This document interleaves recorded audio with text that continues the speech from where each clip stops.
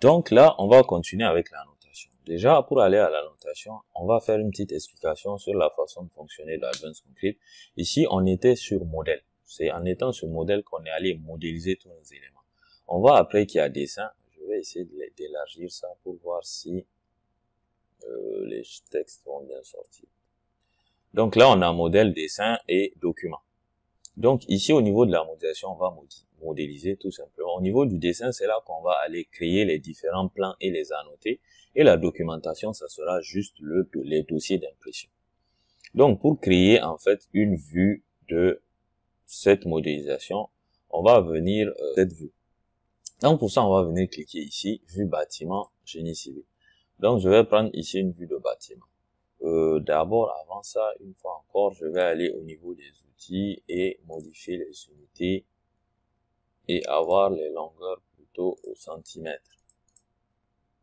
Voilà. J'espère que, bon, dans tous les cas, mes semelles, elles vont garder les bonnes dimensions.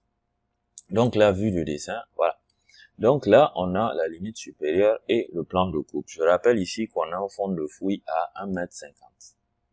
On a un fond de fouille plutôt à 1 mètre. Donc, lorsque je fais clic droit propriété ici, sous-sol, le fond de fouille, il est à 1 mètre. Vu que je suis passé au centimètre, il a logiquement converti automatiquement. Donc là, j'ai la vue, je vais lui donner le nom. Je vais l'appeler plan de fondation. Là, c'est le nom. Ici, au niveau de la limite supérieure et du plan de coupe. Ici, la limite supérieure, je vais la mettre à moins...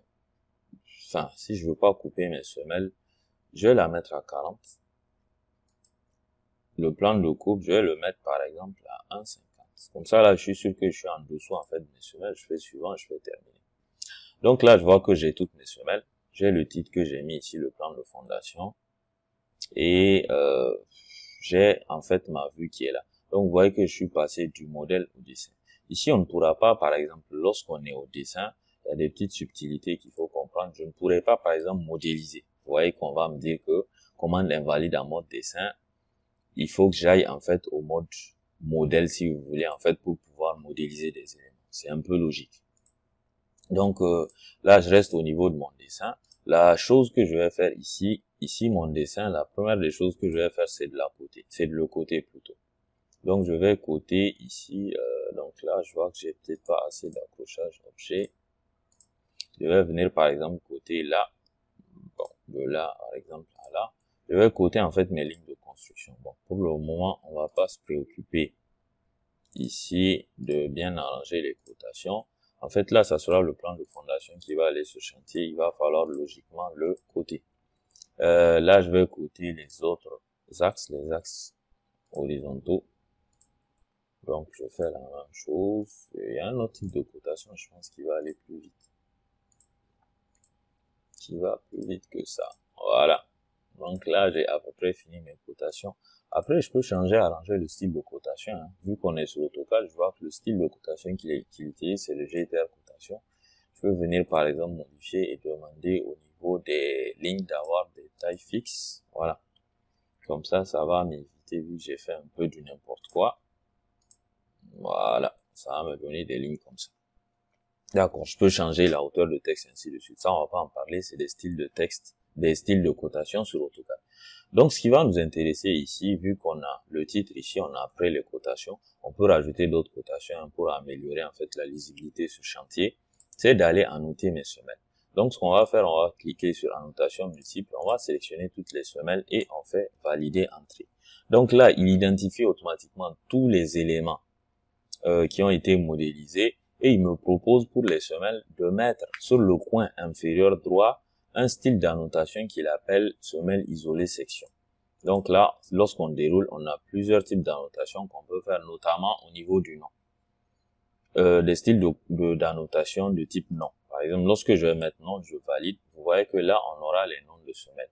Logiquement, tel quel, c'est pas très, je veux dire, c'est pas, par exemple, ces deux semelles S1, S2, S3, S4, c'est 4 semelles. Donc, elles ont la même section. Donc, on a plus intérêt à leur donner le même nom. Ça va faciliter ici la lecture, en fait, du plan de fondation. Donc, pour le moment, on va faire les noms tels quels et on va aller peut-être modifier, on va aller changer les noms des semelles. Logiquement, quand je dis qu'on va changer le nom des semelles, c'est pas au niveau du texte S3 qu'on va modifier, parce que ça sera des éléments, en fait, le nom, on va plutôt le changer ici, et le texte sera mis à jour de façon automatique. C'est pas le texte qu'il va falloir modifier, mais le nom de l'élément, le nom qui est rattaché à l'élément. De sorte que même si on supprime ici le texte d'annotation et qu'on le refait tout simplement, il va revenir toujours avec le même texte S1. Donc ici, déjà, je répète, en fait ici, il est pour faciliter la lecture du plan de coffrage, on va appeler toutes les semelles qui ont les mêmes caractéristiques avec le même nom. Je m'explique. Par exemple, ici, vous avez la semelle S1 et S2. Vous voyez que quand je sélectionne ces deux mêmes semelles, j'ai au niveau des propriétés la même section. C'est parce que ces semelles-là, elles sont identiques en section et en épaisseur.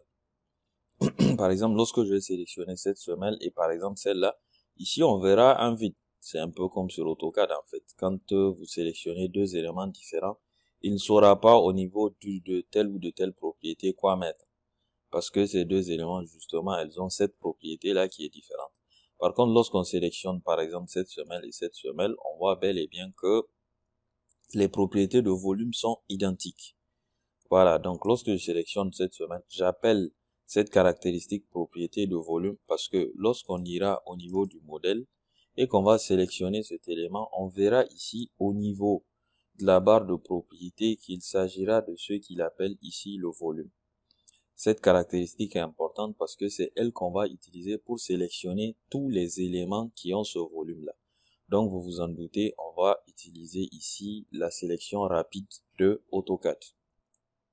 Donc, rapidement, pour ce faire, déjà, on va mettre en place une petite logique que je vais vous expliquer ici. Ce qu'on va faire ici, les semelles de 80, on a des semelles de 80, de 85, et je pense de 90, 100, 105, 130 et 140. Voilà. Donc, ces semelles de 80, on va les appeler S1. Les semelles de 85 des S2, ainsi de suite, jusqu'à la semelle de 140 qu'on va appeler la S7. Voilà. Donc, je retourne au niveau de mon projet. Ce que je vais faire, c'est de sélectionner une semelle de 80 tout simplement pour copier cet argument-là. Lorsque je vais le copier, je vais aller au niveau de la sélection rapide. L'idée étant de sélectionner en une seule fois toutes les semelles de même volume. Donc, je veux sélectionner à partir du dessin entier le type d'objet que je veux attaquer, ça sera les semelles isolées. Et la propriété en question, ça sera la propriété volume. On a vu ici que c'est la propriété qui correspond à ce qu'il appelle le volume. Donc, je vais coller tout ça ici. Vous pouvez écrire au clavier P80 x 80 x 20, mais bien entendu, c'est plus simple de copier-coller. Vous allez demander d'inclure dans le nouveau jeu de sélection parce que cet élément, il est actuellement sélectionné et ajouter au jeu de sélection courant. Voilà, donc ce jeu de sélection là, on va lui rajouter tous les autres qu'on va sélectionner et on fait OK. Donc vous voyez que là, on vient de sélectionner toutes les semelles qui ont des volumes. Ici, vous voyez que les centres X, Y sont variables logiquement parce que les semelles ne se trouvent pas en vue en plan sur les mêmes, au niveau des mêmes positions. Mais des éléments comme le matériau qui est le béton et le volume sont les mêmes. Ce qu'on va ici changer, ça sera le nom. Au lieu que toutes ces semelles qui ont les mêmes caractéristiques, je rappelle, en section et en épaisseur aient des noms différents, on va leur donner le même nom S1. Ici, on a vu que les semelles de 80 par 80, on a dit qu'on les appelait S1. Donc, je vais faire S1 et je vais entrer au clavier. Ça me permet de voir que toutes les semelles de 80 par 80, celle-là, c'est pas une 80 par 80. Lorsque je les sélectionne, elle s'appelle S1.